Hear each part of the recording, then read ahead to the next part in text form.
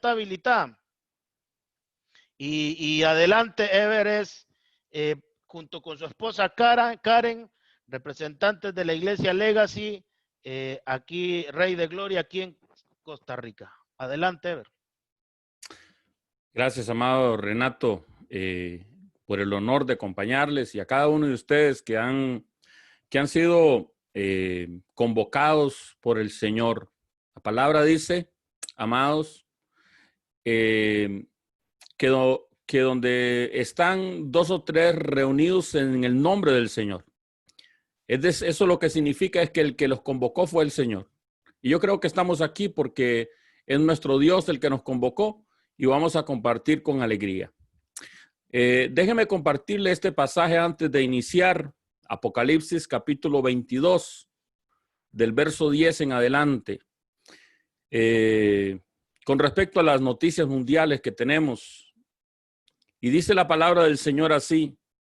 Y me dijo, no selle las palabras de la profecía, porque el tiempo está cerca. Si estaba cerca cuando el apóstol Juan escribió esta palabra, imagínate para este momento.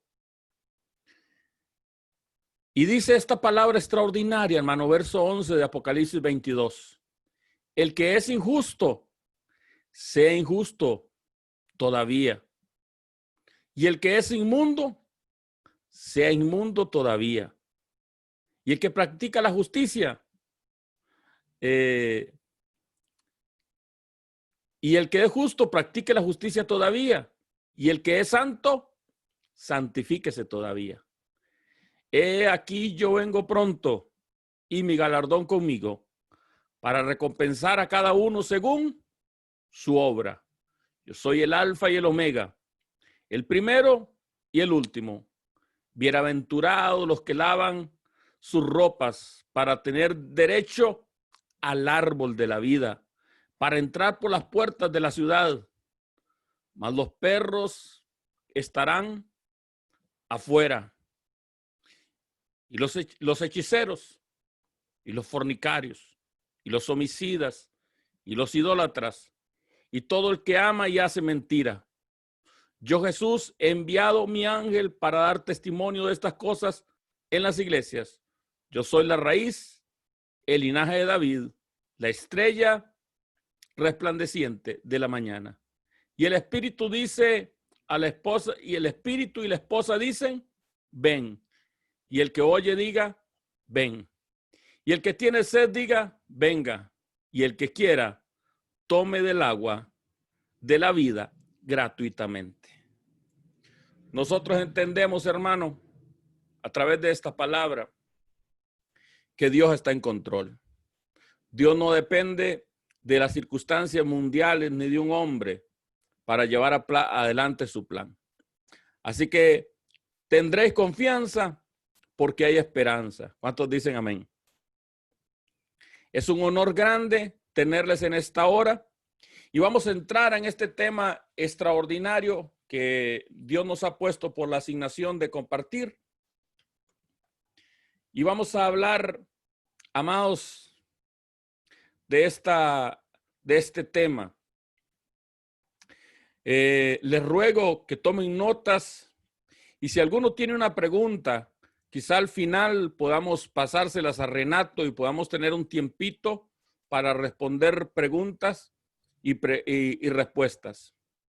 Lo primero que quiero al iniciar, es volver a poner en las mentes de ustedes el rol que cumple cada ministerio para que podamos unificar criterios. Si podemos en esta hora, lo primero que pretendo es que todos subamos a un mismo piso, que todos estemos en un mismo nivel de pensamiento. Así que síganme en este ejercicio. Imagina que los ministerios son oficinas de un edificio de 5 pisos, donde los evangelistas ocupan el primer piso, los pastores el segundo, los maestros el tercero, los evangelistas el cuarto. Esta ilustración no es necesariamente así porque nosotros sabemos que los apóstoles son el fundamento, es decir, ocupan el sótano, pero es solo para que ustedes me puedan entender. Así que síganme en el ejercicio. Tenemos un edificio de 5 pisos y cada uno de los ministerios ocupa un piso. Así que el evangelista ocupan los primer pisos, el segundo piso los pastores, el tercer piso los maestros y el cuarto piso los profetas. Eso significa que yo no estoy en el 3 ni estoy en el 4. Es como un 3,5, más o menos.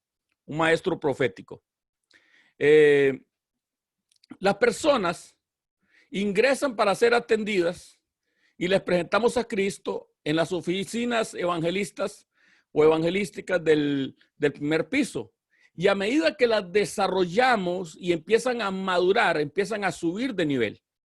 Así que vamos a ir piso por piso, porque yo no necesito a ustedes en el nivel de pensamiento de profeta, piso por piso. Así que vamos a iniciar con los evangelistas. Pero había, dice Hechos 11, del 20 al 21, Hechos 11, verso 20 y 21, pero habían entre ellos unos varones de Cirene, los cuales cuando llegaron a Antioquía hablaron también a los griegos, anunciando el evangelio de Jesús. ¿Qué anunciaban? El evangelio del Señor Jesús. Y la mano del Señor estaba con ellos, y gran número creyó y se convirtieron al Señor. El campo de acción de los evangelistas son los perdidos. Esa es su área de acción. El evangelista trabaja afuera de la iglesia, ganando al perdido para Cristo. Dios le dio un instrumento que es la trompeta. La trompeta sirve para sonar, traer un sonido y convocar para que el pueblo se acerque. La clave para entender el evangelista es aceptación. Alguien que pueda repetirlo conmigo. Aceptación. El amor del evangelista es tan grande que pasa por alto el pecado. Para ellos no hay pecado que no pueda ser cubierto, ni malvado que no merezca una oportunidad. Y en la Biblia, el ejemplo del evangelista es Felipe. Y dice acerca de Felipe, Hechos capítulo 8, versos 5 al 6. Entonces Felipe descendió de la ciudad a Samaria y les predicaba a Cristo. Este es el tema central de un evangelista. Él predica a Cristo. Y la gente unánime escuchaba atentamente las cosas que decía Felipe, oyendo y viendo. Alguien que pueda decir oyendo y viendo las señales que hacía. Ese es el fuerte del evangelista. Señales, milagros. La gente oye, pero tiene demostración. Y su enfoque está en el perdido. Ahí atendemos todos en el primer nivel. Ahora, cuando la gente, el trabajo del evangelista termina cuando la persona es bautizada y lo subimos de nivel. Así que suba conmigo por el ascensor al segundo nivel y nos vamos a encontrar la oficina pastoral. Su campo de acción son las ovejas que han traído los evangelistas. El pastor necesita material de trabajo que el evangelista le dé para poder operar. Su instrumento ya no es una trompeta como en el caso del evangelista, sino un callado de pastor. Y la clave para entender al pastor es tolerancia. Alguien que pueda decir conmigo tolerancia. La indulgencia pastoral nos cubre mientras maduramos lo suficiente para reconocer nuestra necesidad de transformación personal. El ejemplo en la Biblia de un pastor es Bernabé.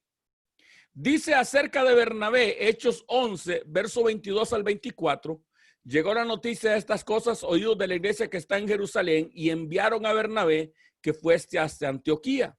Cuando llegó, vio la gracia de Dios y se regocijó y exhortó a todos a que con propósito de corazón permanecieran fieles al Señor, porque era un varón bueno, lleno del Espíritu Santo y de fe, y un gran número fue agregado al Señor. Ya había un gran número de los evangelistas. Ahora, cuando llega la dimensión pastoral, la dimensión crece. ¿Qué hace el pastor? Esencialmente, ve el estado del rebaño. Y cuando llegó, lo vio, se regocijó y exhortó, que es su mayor aporte. La palabra clave para entender al pastor es tolerancia. El pastor tiene paciencia y tolera, y tolera, y tolera, esperando que de alguna manera aquel que vino y que el evangelista le dio una oportunidad para que se convirtiera, tenga una transformación y empiece a madurar. Y ahí tenemos a las personas ahora en un proceso de maduración, teniéndoles paciencia. Ahora suba conmigo por el ascensor y vamos hasta el tercer nivel. Y ahí vamos a encontrar el ministerio de los maestros. Sé que le estoy hablando a muchos maestros. Los maestros, su campo de acción son los discípulos, que son el producto del trabajo evangelístico y el pastoral. Dice Hechos 11:26, y se congregaron allí todo un año en la iglesia y enseñaron, alguien que diga conmigo, enseñaron a mucha gente. Y a los discípulos se le llamó cristianos por primera vez en Antioquía.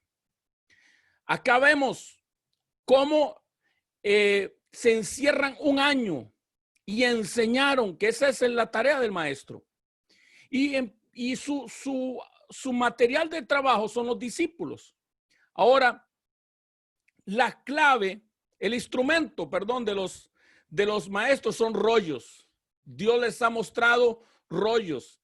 Al evangelista le dio una trompeta, al pastor le dio un cayado, al maestro le da rollos.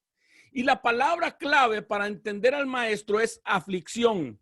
Alguien que pueda decir conmigo, aflicción. Dios interviene en la vida de los hombres a través de los maestros con el fin de corregir errores e instruir en justicia. El maestro anuncia la disciplina contenida en sus rollos con el fin de modificar el comportamiento. Otra vez lo voy a decir. El maestro anuncia la disciplina contenida en sus rollos con el fin de modificar el comportamiento. La enseñanza proporciona bloques de instrucción hacia la madurez. Y el ejemplo en la Biblia de un maestro es Apolos. Hechos 18, verso 24, el verso 25 dice, cuando llegó la noticia entonces que había un judío llamado Apolos, natural de Alejandría, varón elocuente, poderoso en las escrituras. Alguien que pueda decir conmigo, poderoso en las escrituras. Este había sido instruido en el camino del Señor y siendo de espíritu fervoroso, hablaba y enseñaba diligentemente lo concerniente al Señor. Y ese es el trabajo del maestro. Es poderoso en las escrituras e instruye al Señor.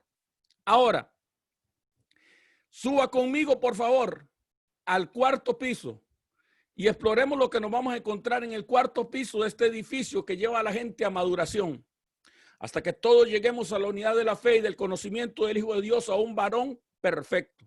Los profetas, su campo de acción ya no son los perdidos, ni las ovejas, ni los discípulos, sino que el campo de acción del profeta es geográfico. Usted siempre verá que en la Biblia el profeta está relacionado a una región.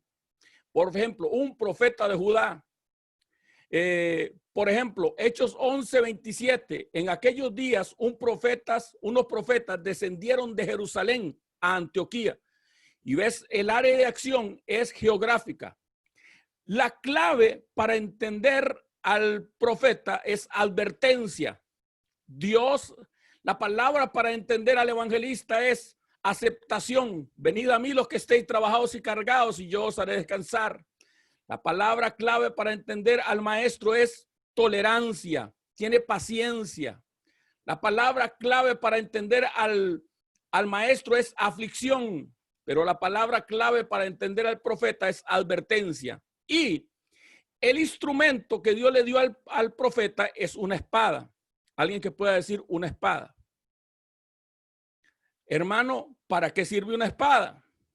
Aló. Una espada es para matar. Y entonces empiezas a ver por qué el ministerio profético es tan mal entendido en medio de la iglesia. Así que déjenme continuar. El profeta ama la pureza amonesta cuando hay una falta para salvar al pueblo de la aflicción. El gran aporte del profeta hacia la madurez es decir la verdad para producir el arrepentimiento necesario que conduzca a la madurez plena.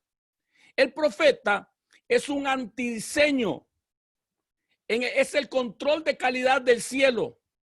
Para el profeta, lo importante no es la cantidad, es la calidad. El profeta es un conocedor del pacto y de los protocolos del reino. El profeta sabe que la maldición nunca viene sin causa y que el pecado siempre tiene consecuencias.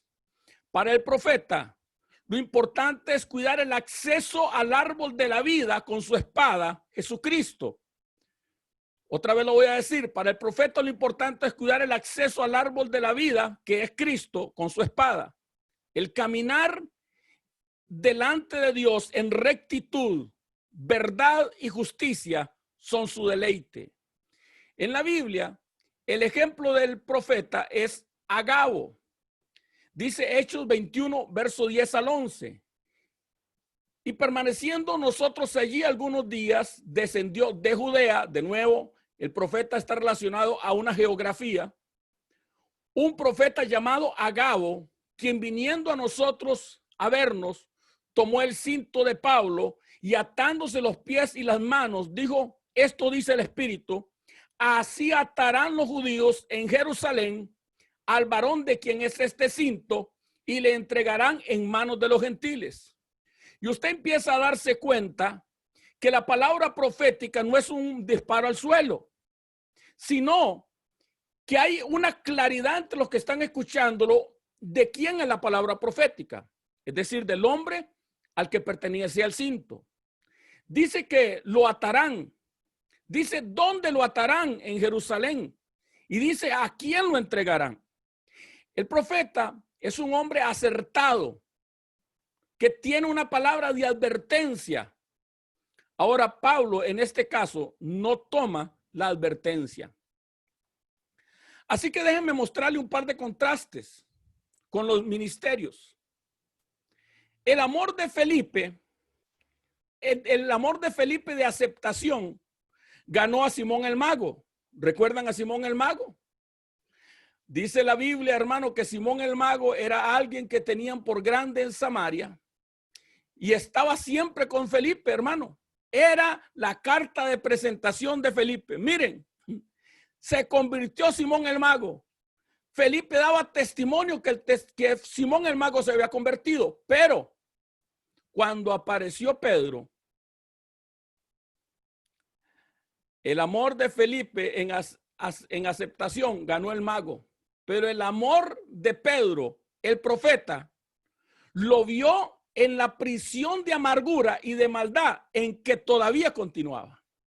Es decir, cuando llega el control de calidad, lo regresa para atrás. Y el profeta le dice, usted todavía no se ha convertido. Felipe decía, miren lo que Dios ha hecho. El mago se convirtió. Pero cuando llega el profeta, ve. Y cuando vio, lo vio en amargura. Lo vio en prisión de maldad. No pasa el control de calidad. Y Pedro saca la espada. Cuando eso ocurre y los profetas sacamos la espada, siempre el evangelista, el pastor y el maestro no lo entienden. ¿Por qué? Porque ellos se esforzaron para ganarlo, para tenerle paciencia, para instruirlo. Y el profeta saca la espada y lo mata y está feliz. No es que lo hace con dolor, lo hace contento. No es que le causa tristeza, sino que disfruta el trabajo que el Padre le ha asignado. Y en esto estoy hablando de aquellos que son verdaderamente profetas para el ministerio.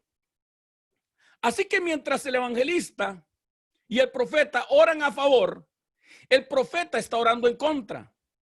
El evangelista lo gana y lo acepta.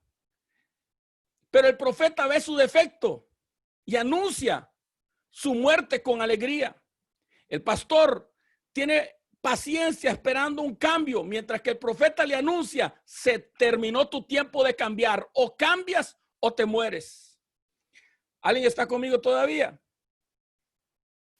Entonces, yo quiero a partir de acá empezar a establecerles una verdad. La iglesia ha hecho un gran trabajo como sacerdotes, pero hemos fracasado en el trabajo de reyes. Apocalipsis capítulo 5, verso 10 dice, y nos ha hecho para nuestro Dios reyes y sacerdotes, y reinaremos sobre la tierra. Alguien que pueda decir conmigo reyes y sacerdotes. Hemos sido efectivos como iglesia en la labor de sacerdotes, pero no lo hemos sido como reyes. La función del sacerdote es orar. La función del rey era juzgar. La iglesia ha cumplido su función sacerdotal, pero ha fracasado en su función real. La iglesia ha mostrado a Cristo sacerdotal que murió por los pecados en la cruz, pero la iglesia ha fracasado en revelar al Rey resucitado del Apocalipsis, que juzga y pelea. Apocalipsis 19, verso 11. Entonces vi en el cielo abierto, y he aquí un caballo blanco, y el que lo montaba se llamaba Fiel y Verdadero, y con justicia juzga y pelea. Los evangelistas predican el siervo sufriente que dio su vida en rescate por muchos. Los pastores muestran el amor de tolerancia del Padre, esperando que ninguno se pierda, sino que todos procedan a arrepentimiento. Los maestros enseñan las grandes verdades como el perdón, la justificación y la redención, pero necesitamos los profetas judiciales que muestren al Rey resucitado que con justicia juzga y pelea. Así que aquí nos aparece nuestro tema, la denuncia social. ¿Por qué vemos que hay poca denuncia social? ¿Qué es lo que pasa?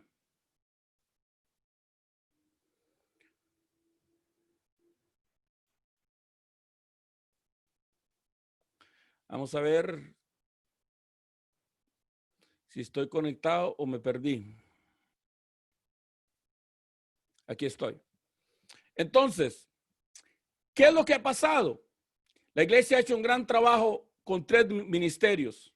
Los evangelistas, los pastores y los maestros en la parte sacerdotal. Pero en la parte real, la iglesia ha fracasado en su asignación. No hemos tenido la capacidad de mostrar al Cristo resucitado. ¿Alguien pueda decir conmigo el Cristo resucitado? Es fácil encontrarse con el INRI que está medio muerto, pero no es fácil encontrarse con el león de la tribu de Judá. Es fácil encontrarse con el cordero, pero no es fácil encontrarse con el león. Y la iglesia tiene que transicionar a mostrar al león, al resucitado, al que muestra el libro del Apocalipsis caminando entre los candelabros de oro, al que muestra en el libro del Apocalipsis juzgando y peleando. La denuncia social es parte de la tarea de los profetas. El profeta, vuelvo a repetir, es un conocedor del pacto y de los protocolos del pacto, de los protocolos del reino. Otra vez, el profeta es un conocedor del reino y de los protocolos del reino. La denuncia social es el resultado de conocer el pacto. El profeta sabe que se ha quebrantado el pacto. La denuncia social es el resultado de conocer los protocolos. El profeta sabe que nadie puede ser juzgado sin antes ser notificado. Otra vez lo voy a repetir. La denuncia social es el resultado de conocer los protocolos del reino. El profeta sabe que nadie puede ser juzgado sin ser notificado. La denuncia social es la notificación del reino ante la violación del pacto y sus inevitables consecuencias para los violadores del pacto. Así que déjenme entrar en este tema extraordinario, citándoles la denuncia social y empezando por el ministerio profético, para que ustedes puedan entenderme. Quiero invitarle a la primera mención de la Biblia de la palabra profeta. La primera vez que en la Biblia aparece el nombre profeta es en Génesis capítulo 20. La ley de la primera mención del profeta, ¿qué significa? Cuando el profeta ora, gente vive o gente muere. Vea esto. Génesis 20, verso 1 nos dice lo siguiente, y hasta el verso 3. Abraham se trasladó hacia el sur, al Negueb, y vivió y vivió en tiempo entre Cades y Sur. Luego siguió hasta Gerar. Mientras vivía allí como extranjero, Abraham presentó a su esposa Sara diciendo, ella es mi hermana. Entonces el rey Abimelech de Gerar mandó a llamar a Sara y hizo que la trajeran ante él a su palacio. Esa noche Dios se le apareció a Abimelech en sueño y le dijo, eres hombre muerto, porque esa mujer que has tomado ya está casada. Verso 7 dice, ahora pues, devuelve la mujer a su marido porque él es profeta. ¿Por qué tenía que devolverle la mujer al marido? Porque él es profeta. Y orará por ti y vivirás. Y si no la devolvieres, sabe que de cierto tú y los tuyos morirán. Ahora mira qué interesante en el contexto que la Biblia empieza a mencionar la palabra profeta. La Biblia lo que dice es que ante la falta de Abimelech, el resultado iba a ser la oración de Abraham. Y que cuando Abraham orara iba a ocurrir una de dos cosas. O gente iba a vivir o gente iba a morir. Y cuando el profeta ora, como su herramienta, hermano, es una herramienta que trae muerte. ¿Por qué? Porque el evangelista no puede matar con su trompeta. El pastor a lo sumo puede golpear con su cayado. El maestro puede solamente asustar con la aflicción de sus rollos. Pero el tema es que el profeta, su instrumento es una espada. Cuando el profeta ora, hay gente que vive. Pero cuando el profeta ora, hay gente que muere. Entonces Dios le habla a este hombre al corazón y le dice, este hombre es profeta.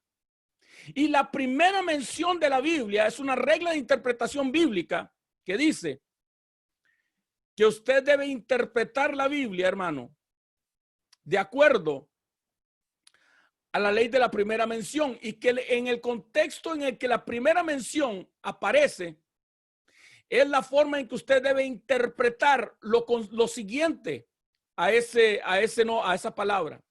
La ley de la primera mención. El profeta se menciona en el contexto de una espada que hace vivir o que hace morir. Déjeme continuar y vaya conmigo, por favor, hasta la denuncia social. Y tú te das cuenta que en esa misma condición, en el mismo contexto de un hombre que toma una mujer que no le pertenece, vamos a encontrar a Juan el Bautista. La denuncia social del profeta Juan el Bautista contra Herodes. Marcos capítulo 6, verso 18. Porque Juan decía a Herodes, no le es lícito tener la mujer de tu hermano. ¿Cuál es el problema de Juan el Bautista, hermano? Que hace una denuncia social, pero no está tocando cualquier cosa. Está denunciando que Herodes tiene una mujer que no le pertenece, pero no solamente no le pertenece, sino que nada más y nada menos que es la esposa de su hermano. ¿Aló?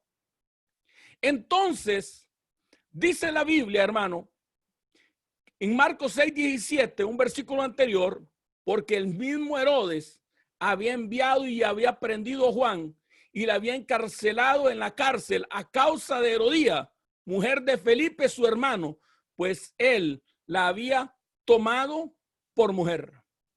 Hoy, uno de los grandes problemas que tenemos es que los profetas quieren ser amigos de los gobernantes y no quieren traer una denuncia social sobre el pecado. Y no quieren traer una denuncia, hermano, sobre los líderes religiosos en pecado y sobre los gobernantes en pecado. Quieren ser amigos de los gobernantes. Quieren sentarse a la mesa y quieren comer con ellos. Pero cuando vemos, por ejemplo, la vida de Elías, usted se da cuenta que la denuncia social trae enemistad. Alguien puede decirlo conmigo, la denuncia social trae enemistad. Primera de Reyes 21:20, cuando Elías se encontró a Acab, le dijo a Elías, vaya, mi enemigo Elías anda por aquí. Y Elías le contestó, sí, así es, porque hace lo que a Dios no le agrada. Por eso ahora te enviará una desgracia y destruirá a tu familia y a todos tus descendientes de Israel morirán. Hermano, hay que ser valiente para meterse en el pellejo de Elías. Le pregunta acá, ¿me has encontrado enemigo? Te he encontrado enemigo. ¿Cómo así que me has encontrado enemigo? Porque es que estás vendido a hacer lo malo. Y como te vendes a hacer lo malo, yo te vengo a anunciar una cosa. Se va a morir usted, su mamá, su abuela, sus tíos, hasta el perro de la casa. El que se muera en el campo se lo comen los animales del campo. Y el que se muera en la ciudad se lo van a chupar los perros de su sangre. Qué extraordinario entender este principio, hermano. Que el rey, el profeta es un hombre que tiene que aprender a agradar a Dios y tiene que tener su autoestima y su valor colgada del reino, porque en esta tierra nos van a aborrecer. Y hay uno que hablaba acerca de Eliseo y decía, es que ese siempre me profetiza mal.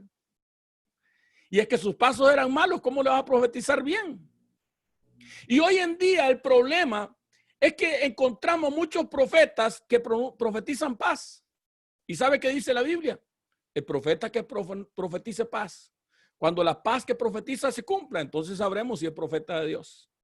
Pero todo el mundo quiere profetizarle que le va a ir bien. Todo el mundo quiere profetizarle al impío, al injusto, que Dios está con él. Pero no quieren hacer la denuncia social que va a traer enemistad y que va a traer persecución. E incluso cuando el profeta ora, se muere alguien, vive alguien o se muere el mismo profeta. Y no pierda de vista a Juan el Bautista.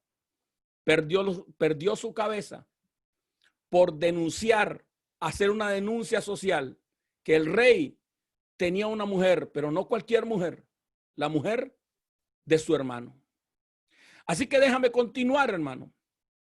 Y vaya conmigo al libro de Jueces, capítulo 6. Y déjeme hablar de la denuncia social y empezar a profundizar en el tema con respecto a Gedeón. La denuncia social es por causa de la violación del pacto. Otra vez lo voy a repetir. La denuncia social es por causa de la violación del pacto. Jueces capítulo 6, verso 1. Los hijos de Israel volvieron a hacer lo malo ante los ojos de Jehová. Y Jehová los entregó en mano de Madián por 7 años. La gracia del profeta es que él entiende que cuando alguien viola el pacto, porque él es experto en pactos, eso va a traer consecuencias. Y él no solamente entiende que Dios está enojado, sino que él entiende que Dios está enojado por cierto tiempo. Lo que lo lleva a no apresurarse a hablar la boca o abrir la boca antes que el tiempo de Dios se cumpla. Pues habían sido vendidos por 7 años. A los 7 años, los hijos de Israel clamaron, verso 7, cuando los hijos de Israel clamaron a Jehová a causa de los amonitas, ¿sabe qué hizo Dios? Dios le levantó un profeta. La denuncia social es una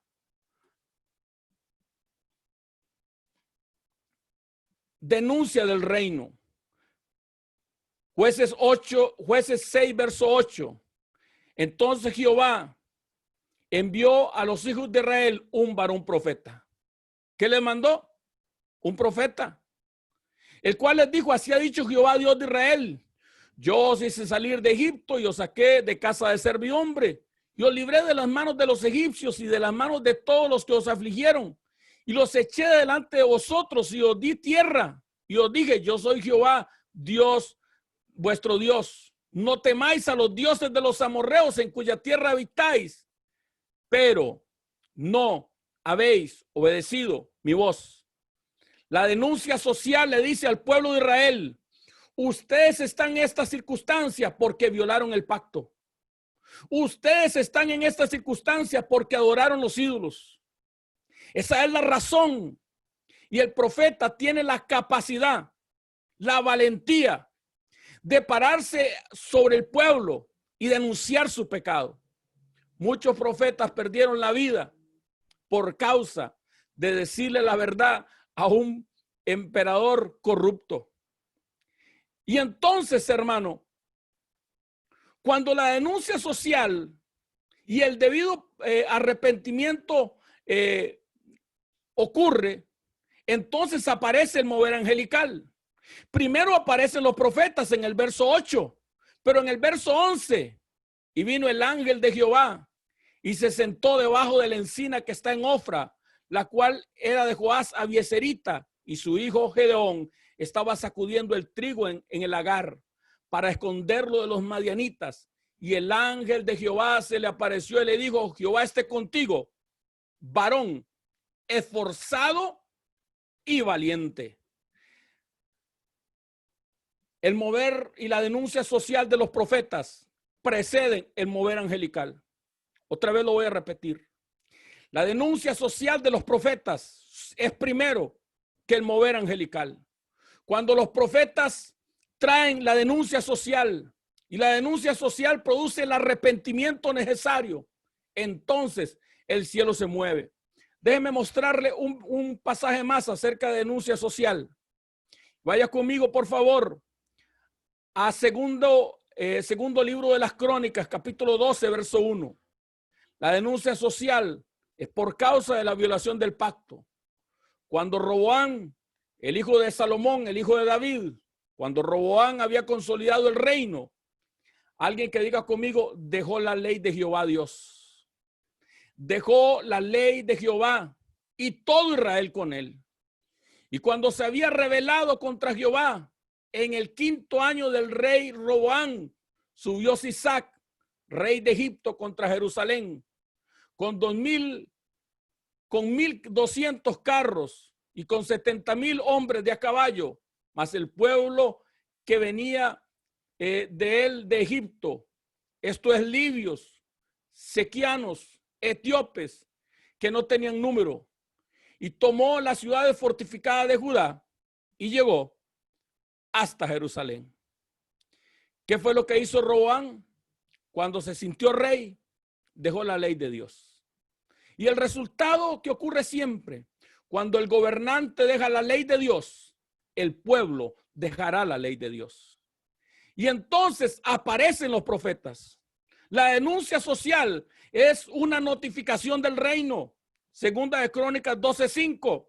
Entonces vino el profeta Semaía a Roboam y a los príncipes de Judá que estaban reunidos en Jerusalén a causa de Sisac, y les dijo: así ha dicho Jehová, vosotros me habéis dejado y yo también os he dejado en mano de Sisac. ¿Te das cuenta, hermano, que no es difícil ser profeta? A veces no hay que tener un discurso. La palabra era simple. Aló, este profeta se había preparado toda su vida en santificación, en rectitud, en justicia, para pararse delante del rey Roboam en el tiempo de Dios. Cuando vino el mal, cuando vino el rey de Egipto, el rey Sisac, y tenía sitiado Jerusalén, y entonces el profeta dijo: esto es lo que tengo que decir de parte de Dios. Ustedes han abandonado la ley de Dios y han abandonado a Dios, y Dios también los ha abandonado. Esa es la palabra del profeta. Entonces, la denuncia social busca el arrepentimiento, porque segunda de Crónicas 12:6 dice, y los príncipes de Israel y el rey se humillaron y dijeron, justo es Jehová. ¿Qué dijeron? Justo es Jehová. Si nosotros le hemos dejado, Dios también nos ha dejado. Dios es justo. ¿Sabe qué necesitamos, hermanos? Que nuestros gobernantes se humillen delante de Dios y reconozcan, nosotros le hemos dejado y por eso Él nos ha dejado. La nación grande de los Estados Unidos ha dejado a Jehová nuestro Dios. ¿Por qué te sorprendes si Dios te ha dejado? Porque has vuelto tus altares un espectáculo, un lugar de entretenimiento y no un lugar de entrenamiento. Los altares se volvieron lugares de risa y no lugares de llanto. Los altares dejaron de ser lugares donde gemíamos porque Dios es santo para celebrar el pecado. Nosotros le hemos dejado. Y el resultado de la violación del pacto es, Dios también nos ha dejado. Eso produce el profeta que trae una denuncia social, arrepentimiento. Y los príncipes de Israel y el rey se humillaron y dijeron, justo es Jehová. La reacción del pueblo ante la denuncia social que activa la parte judicial 12:7, y cuando Jehová vio que se habían humillado, vino palabra de Jehová a Semaías diciendo, se han humillado, no los destruiré, antes los salvaré en breve, y no se derramará mi ira contra Jerusalén por manos de Sisac, pero serán sus siervos para que sepan lo que es servirme a mí y los que es servir a las naciones. Mira qué tremendo. Cuando se humillaron. Por esto el profeta tiene que vivir en la presencia de Dios, porque el decreto de Dios cambia. Cuando se humillaron, hay una nueva palabra de Dios. Se han humillado. No los destruiré. Antes los salvaré en breve. Pero no lo voy a destruir, pero los voy a dejar en manos de Sisac para que le sirvan, para que vean la diferencia entre servirme a mí, fuente de agua viva, y esa cisterna rota que han clavado, que no tiene agua. Vienen años de quebrantamiento para Roboam, pero ¿sabes algo? Roboam se enderezó. Nunca más dejó a su Dios y nunca más dejó la ley de Dios. Ahora, una vez que tenemos claro la denuncia social, entonces vamos a entrar al tema del profeta judicial. Diga conmigo el profeta judicial. La definición de judicial es un adjetivo que viene de juicio, de la administración de la justicia. Un profeta es uno que administra la justicia del reino. Otra vez lo voy a repetir. El profeta es uno que administra la justicia del reino. Si usted quiere entender esto, usted tendrá que entender estas 5 palabras. Juicio, que es el proceso en el que se aplica la justicia. Juez, quien es la persona que dicta sentencias y que aplica justicia. Justicia, que es dar a cada quien lo que merece. Justo, que es el que ha sido declarado sin culpa en un proceso legal. Y ley, que es la norma con el que se aplica la justicia. Juicio, juez, justicia, justo y ley. La denuncia social ante el pueblo, pero la acción judicial es ante el trono. Otra vez lo voy a decir. La denuncia social es ante el pueblo, es ante el pecador, pero La acción judicial es ante el trono de Dios. No buscamos la justicia de los hombres, ni la de la sala cuarta, ni de la gran Corte Suprema de Justicia, sino que el profeta tiene la capacidad de acceder a la Corte Suprema del universo.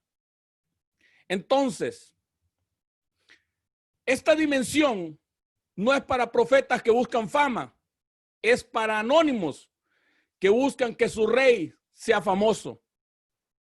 Porque muchas veces pondrás una acción de inconstitucionalidad, una acción delante del rey de justicia y nadie se dará cuenta que fuiste tú. Serás un anónimo, pero serás el que Dios usó para que el nombre de Jesucristo sea grande sobre la tierra. El profeta judicial es uno que conoce la ley y sabe aplicarla contra sus enemigos. Otra vez lo voy a decir. El profeta judicial es uno que conoce la ley y sabe aplicarla contra los enemigos de Dios, porque no se engañe. Esto no se trata de venganzas personales ni de egos personales. Esto se trata del reino y de su rey. David es un ejemplo del profeta judicial. Si usted me dice, pastor, deme un ejemplo en la Biblia del profeta judicial, este es el rey David. Vea, usted se ha preguntado, ¿qué fue lo que escuchó David diferente cuando Goliat vociferaba? ¿Recuerdan 1 Samuel 17? Cuando David se enfrenta contra un gigante Goliat. Y dice la Biblia que aquel paladín salía y gritaba y todo el pueblo temía. Pero ¿por qué David no temió? ¿Por qué David no se llenó de temor? David se da cuenta, hermano, que la única forma de salir bien librado es judicializar a Goliat. Alguien que pueda decir conmigo, judicializar a Goliat. ¿Qué fue lo que hizo que David no tuviera temor? David judicializó a Goliat. ¿Cómo así, pastor? 3 cosas. Número 1, David se da cuenta que Goliat tenía una doble sentencia de muerte. ¿Qué tenía Goliat? Una doble sentencia de muerte. ¿Cómo así, pastor? 1 Samuel 17:26. Entonces habló David a los que estaban junto a él diciendo, ¿qué harán al hombre que venciera a este filisteo y quitar el oprobio de Israel? Porque ¿quién es este filisteo incircunciso que provoque a los escuadrones del Dios viviente? ¿Cómo lo llama David? Incircunciso. ¿Dónde estaba la circuncisión? Estaba escondida dentro de los pantalones, dentro de la intimidad de Goliat. Pero David se da cuenta que la ley dice, Génesis 17, verso 14, Génesis 17, 14, y el varón incircunciso, el que no hubiere circuncidado la carne de su prepucio, a aquella persona será cortada de su pueblo, ha violado el pacto. Lo primero que David se da cuenta es que Goliat no tiene pacto. La segunda cosa que David se da cuenta es que David se da cuenta la otra sentencia de muerte y de qué manera tenía que morir. Porque dice Levítico 24:16, y el que blasfemare el nombre de Jehová ha de ser muerto. Toda la congregación lo apedreará, así el extranjero como el natural. Si blasfemare el nombre, que muera. ¿Y qué fue lo que hizo Goliat? Está blasfemando el nombre. Y David se da cuenta que es digno de muerte por 2 causas. Número 1, porque es incircunciso. Número 2, porque ha blasfemado el nombre. Y se da cuenta cuál es la manera como debe morir el incircunciso. Y el que ha blasfemado el nombre tiene que ser apedreado. Por eso David no toma una espada. Por eso David no toma otra arma, sino que David toma una onda. La tercera cosa que David se da cuenta es que David se da cuenta no solamente que tenía dos causas de muerte, no solamente de qué manera tenía que morir apedreado, sino que David se da cuenta que quienes le ejecutarían la sentencia serían los escuadrones del Dios viviente.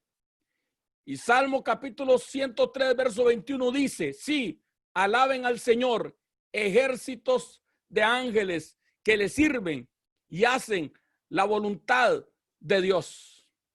David se da cuenta que los ángeles están enardecidos escuchando a Goliat. Que nadie durante 40 días se atreve a hacer justicia del reino, pero que los ángeles están enardecidos. Entonces, así que con el conocimiento de la ley, David lleva a judicializar a Goliat. David supo y se puso de acuerdo con la ley. Goliat debía morir apedreado, así que tomó la piedra y la lanzó. Los ángeles le dieron dirección y potencia. David solamente tenía que tirar la piedra. Los ángeles se iban a encargar del resto, hermano, porque él se da cuenta que este enemigo tenía sentencia de muerte, de qué manera tenía que morir y quiénes iban a ejecutar su sentencia. Así hacemos con nuestros enemigos cuando los judicializamos. Así hacemos con los enemigos de Jehová cuando los judicializamos. Déjenme profundizar un poco más. Cuando el profeta conoce la ley y la sentencia del juez, otra vez lo voy a repetir. Cuando el profeta conoce la ley y la sentencia del juez, entonces profetiza la sentencia para que los ángeles la ejecuten. Otra vez lo voy a repetir porque es importante. Cuando el profeta conoce la ley y la sentencia del juez, entonces profetiza la sentencia para que los ángeles la ejecuten. Y vamos a entrar en 2 de Crónicas 32, verso 1. Está hablando del rey Ezequías. Después de estas cosas y de esta fidelidad, vino Senaquerib, rey de Asiria, e invadió a Judá y acampó contra las ciudades fortificadas con la intención de conquistarlas. Si hay un rey en la Biblia que no merecía la invasión de Senaquerib, es Ezequías. Cuando usted empieza a estudiar a Ezequías 4 capítulos antes, usted se da cuenta de las cosas que hace Ezequías. Ezequías es un hombre justo. En el capítulo 29, verso 2 dice, y hizo lo recto ante los ojos de Jehová, conforme a todas las cosas que había hecho David su padre. Ezequías es el único rey que es justo como David. ¿Y sabe qué dice la Biblia acerca del justo? Ustedes lo saben. La oración eficaz del justo puede mucho. Cuando hablamos de justicia del profeta judicial, lo primero que el profeta tiene que tener es justicia dentro de él. En la Biblia, una de las cosas que tenía que tener la persona que iba a apedrear es que tenía que estar 100% seguro que no era culpable del pecado por el que iba a apedrear. Por eso Jesús les dijo aquel día en Juan capítulo 8, el que esté libre de pecado, que tire la primera piedra. Porque todos eran culpables. Más bien Jesús les dice, el que no la ha deseado, que tire la primera piedra. Así que la justicia es importante. Y el justo hace justicia. Diga conmigo, el justo hace justicia. Déjenme mostrar algunas cosas de las que había hecho Ezequías antes de que Senaquerib viniera contra él. 2 de Crónicas 29, 3 al 5. En el primer mes del año de su reinado, Ezequías reabrió las puertas del templo del Señor y las reparó. Convocó a los sacerdotes y a los levitas a encontrarse con él en el atrio del Señor del templo y les dijo: levitas, escúchenme, purifíquense ustedes y purifiquen el pueblo, el templo del Señor, Dios de sus antepasados, y quiten del santuario todo lo que está contaminado. ¿Sabe cuánto duraron los levitas limpiando el templo? 16 días. 16 días de la contaminación que había en el templo. Ezequías tiró todo para afuera, destruyó imágenes de acera, volvió al pueblo. ¿Sabe qué dice, hermanos? Celebró la Pascua. Desde los tiempos de Salomón no se celebraba la Pascua y Ezequías lleva al pueblo a celebrar la fiesta del Señor, la Pascua. Y después de esa fidelidad aparece Sennacherib. Y dice la palabra, hermano, el justo confía en Jehová. De nuevo en el capítulo 32 de Segunda de Crónicas, verso 6. Y puso capitanes de guerra sobre el pueblo y los hizo reunir en la plaza de la puerta de la ciudad y habló al corazón de ellos diciendo: esforzaos y animaos, no temáis ni tengáis miedo del rey de Asiria, ni de toda la multitud que con él viene, porque más hay con nosotros que con él. Y con él está el brazo de carne, mas con nosotros está Jehová nuestro Dios para ayudarnos y para pelear nuestras batallas. Y el pueblo tuvo confianza en las palabras de Ezequías. Y viene una injusticia contra el justo. Verso 10. Así que Sennacherib, rey de los asirios. Así ha dicho Sennacherib, rey de los asirios. ¿En quién confías vosotros al resistir el sitio de Jerusalén? No os engañe Ezequías para entregaros a muerte, a hambre, a sed, al decir Jehová, Dios nos librará de la mano del rey de Asiria. ¿Qué Dios hubo entre los dioses de aquellas naciones que destruyesen a mis padres, que pudieran salvar a su pueblo de sus manos? ¿Cómo podrá vuestro Dios librarnos de mis manos? Ahora pues, no os engañe Ezequías, ni os persuada de este modo, ni le creáis que si ningún Dios de todas aquellas naciones y reinos pudo librar a su pueblo de mis manos y de las manos de mi padre, cuánto menos vuestro Dios os podrá librar de mis manos. Y otras cosas muchas más hablaron sus siervos contra Jehová y contra el siervo Ezequías. ¿Qué hace usted cuando enfrenta a un enemigo? ¿Sabes algo? Muchas veces pasa esto, que un hombre hace tremendas cosas para Dios y viene un contraataque del enemigo. ¿Sabe qué hizo Ezequías? Aquí aparece la parte judicial. Isaías capítulo 37, verso 16. No lo vamos a tomar desde Crónicas, sino desde la imagen del profeta. En el libro de Isaías capítulo 37, a partir del verso 1. Judicializando la injusticia. Cuando viene la injusticia, lo que usted va a hacer es judicializar aquella injusticia. La denuncia social es sobre el pueblo, pero el profeta judicial es delante del trono de la justicia. Capítulo 37, verso 1. Aconteció pues, cuando el rey Ezequías oyó, rasgó sus vestidos y cubierto de cilicio, vino a la casa de Jehová. ¿Qué hizo el rey Ezequías? Vino a la casa de Jehová. Y número 2, envió a Eliaquim mayordomo, a Sebna escriba y a los ancianos y sacerdotes cubiertos de cilicio, al profeta Isaías, hijo de Amós. 2 cosas hace ante la injusticia. Sube a la casa de Jehová y envía a traer al profeta. Ahora, el verso 14 dice: tomó Ezequías las cartas de la mano de los embajadores. Alguien que diga conmigo, tomó las cartas. Número 2, las leyó.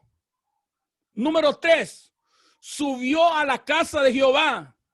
Número 4, las extendió delante de Jehová. Y número 5, oró a Jehová Dios diciendo, escucha, tomó la carta, la leyó, pero no se la dejó ahí para que le produjera temor, sino que la subió a la casa de Jehová, tomó la carta y la extendió delante de Jehová y le dijo: Dios, esto no es conmigo, esto es contra usted. Esto no es contra mi reino, esto es contra tu reino. Y oró, entrando a la Corte Suprema para presentar tu causa. Escucha cómo lo hace. A partir del verso 16 de Isaías 37. Jehová, Dios de los ejércitos, Dios de Israel, que moras entre los querubines, solo tú eres Dios de todos los reinos de la tierra. Tú hiciste los cielos y la tierra.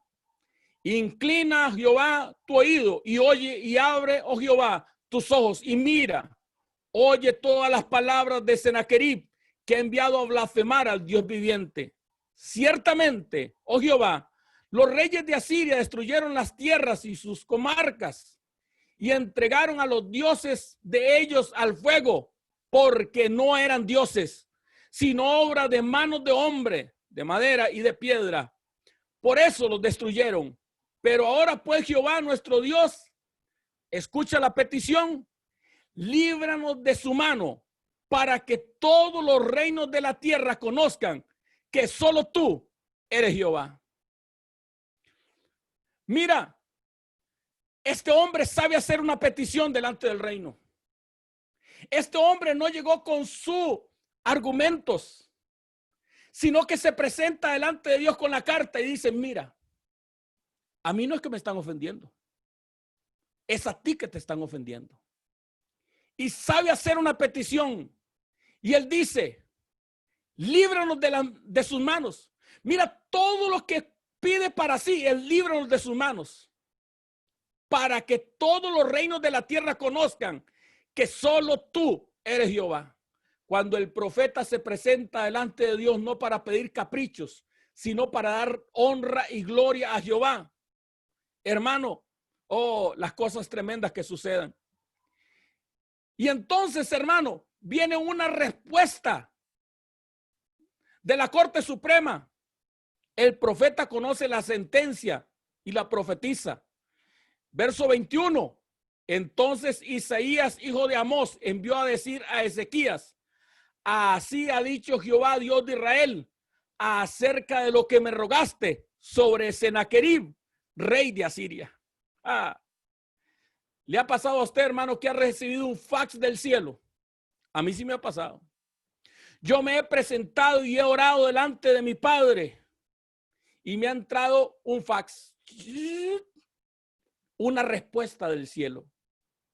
Y aquí el rey ora delante de la presencia, toma la carta, toma la ofensa, toma la injusticia, la lee delante de la presencia de Dios y le hace una petición a Dios: auxílianos para que todos conozcan que tú eres Dios. Y viene la respuesta. Y en el verso 33 dice: por tanto, dice Jehová acerca del rey de Asiria. Óigalos, no entrará en esta ciudad.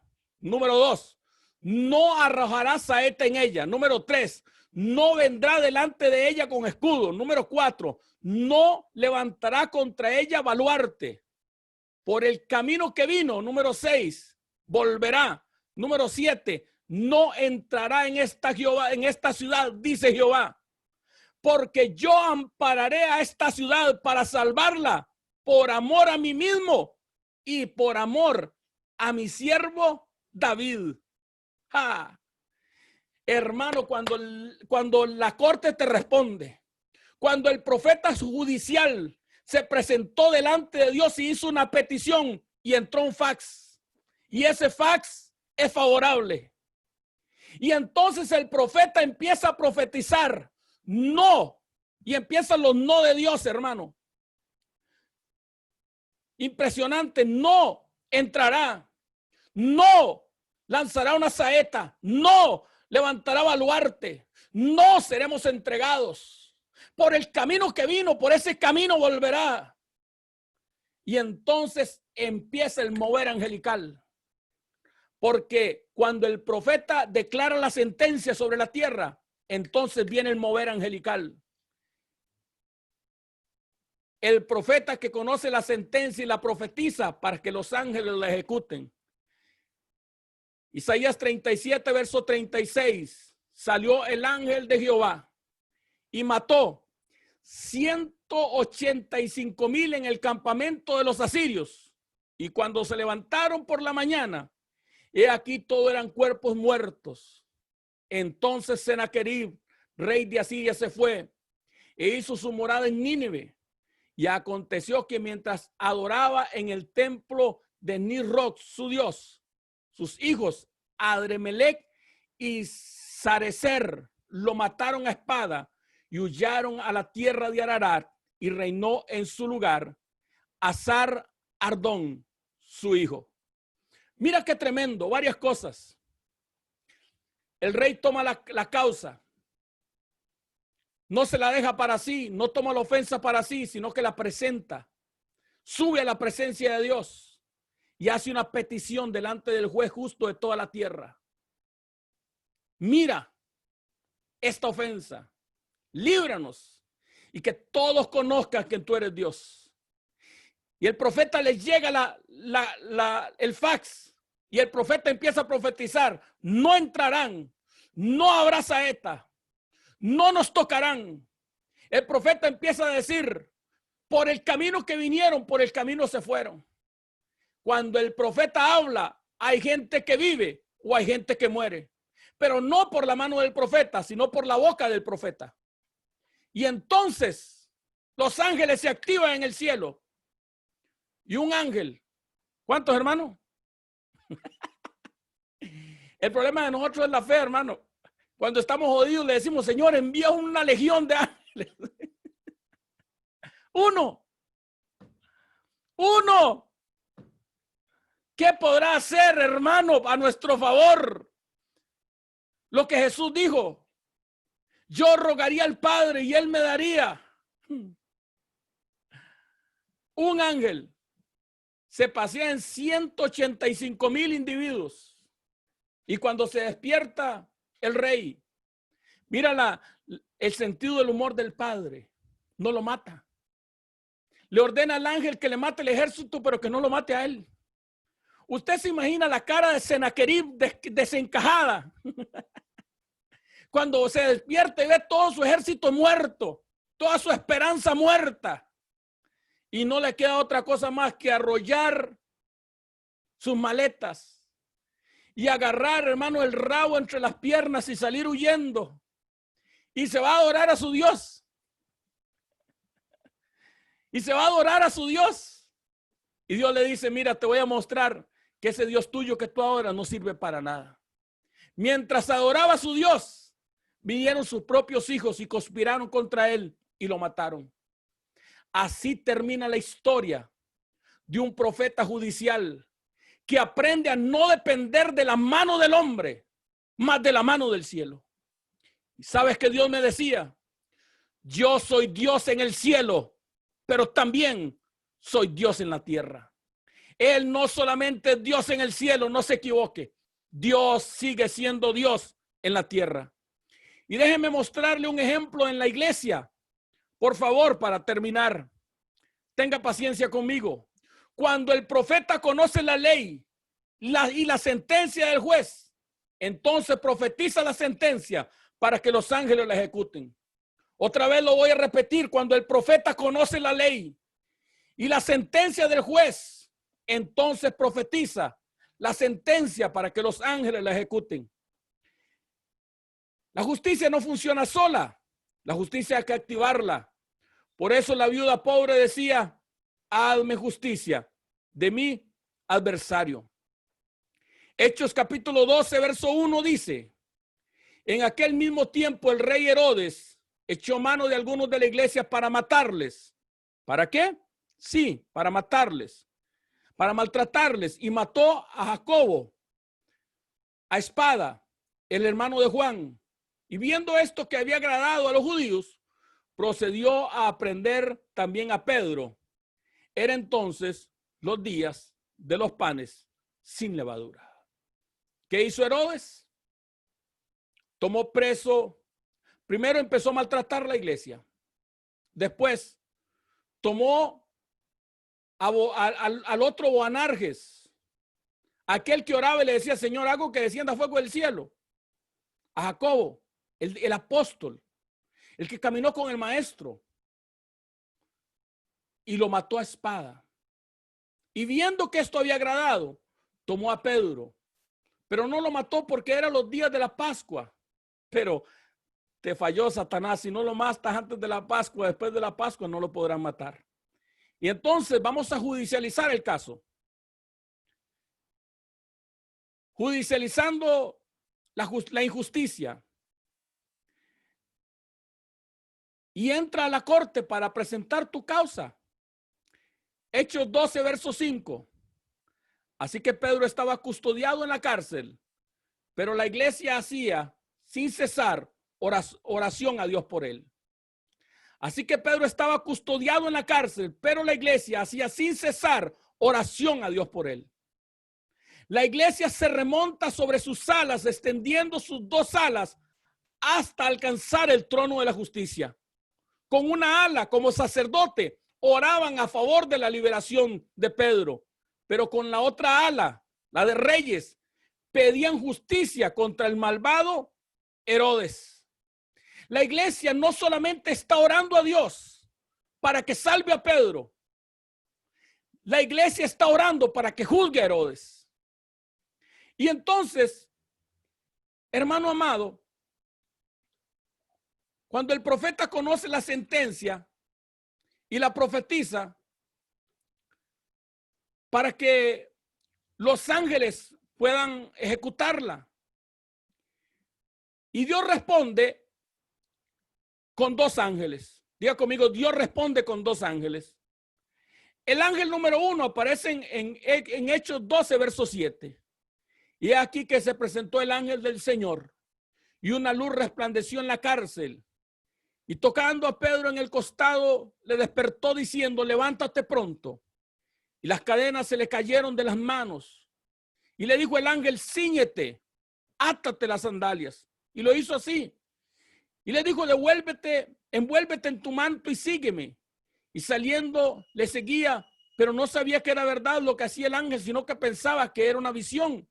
Y habiendo pasado la primera y la segunda guardia, llegaron a la puerta de hierro que daba a la ciudad, la cual se le abrió por sí misma, y salió y pasaron por ella.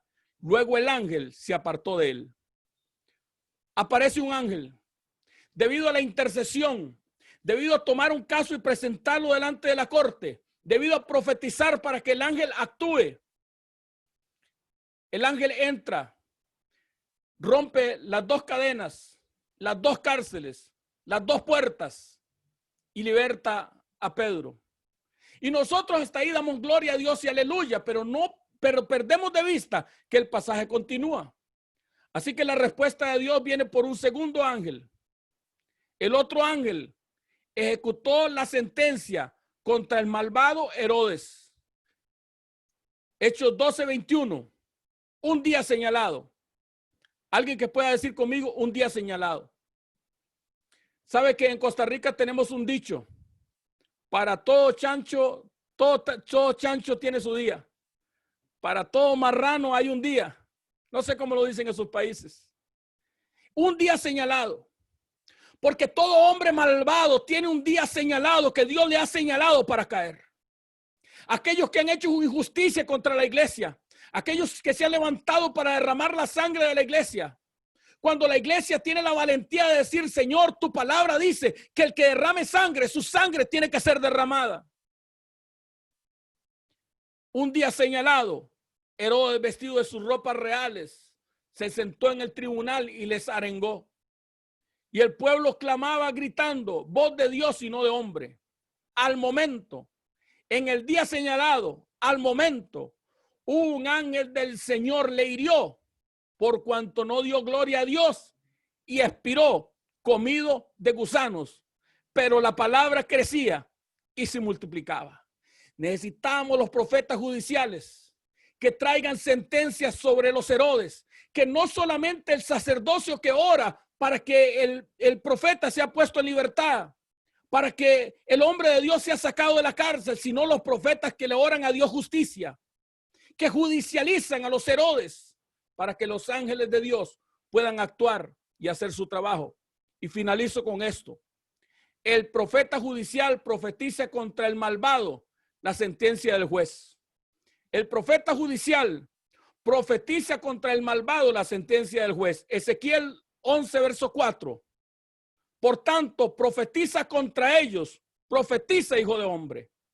Ezequiel 11:4 dice que Dios le dice a Ezequiel, no ore a favor de ellos, profetice contra ellos. Ese es el mal de la iglesia de hoy en día. Vemos a los presidentes corruptos y oramos a favor de ellos. Pero Dios le dijo a Ezequiel, no.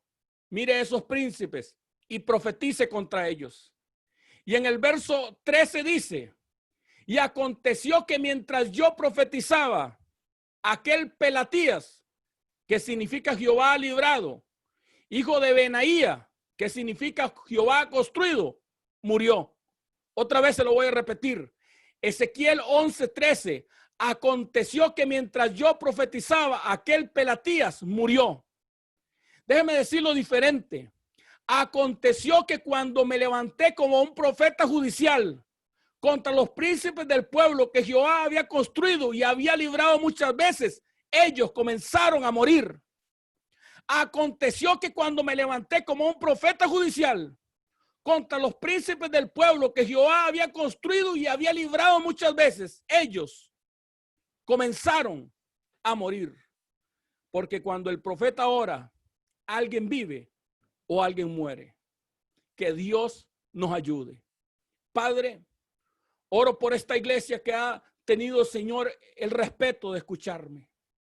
Y yo oro para que fe venga a la vida de ellos, Señor. Para que tu justicia los abrace. Para que puedan levantarse hasta el cuarto nivel de tu dimensión, Señor. Que no solamente, Padre amado, puedan tener, Señor, la aceptación para el pecador. Que no solamente puedan tener la tolerancia, Señor, para esperar en la maduración. Que no solamente puedan tener, Señor, el amor del profeta de enseñar tu palabra, del maestro, sino, Señor, que puedan levantarse a la dimensión de sacar su espada y traer tu justicia sobre la tierra. Hoy decimos y adoramos a aquel Señor que sale en un caballo blanco y que con justicia juzga y pelea. Hoy adoramos al Rey de Reyes y Señor de Señores. Hoy levantamos al León de la tribu de Judá. Hoy levantamos a aquel que dio su vida en rescate por muchos. Pero hoy también damos la vida, Señor, por aquel que resucitado está sentado a la diestra del Padre victorioso, esperando porque los profetas judicialicen, esperando porque se presenten delante del trono de la justicia para traer la justicia, no por mano de hombre, mas por tu ejército, mas por tus ángeles, en el nombre de Jesús. Amén y amén. Amado Renato, volvemos con usted. Si hay alguna pregunta, aquí estamos para servirles.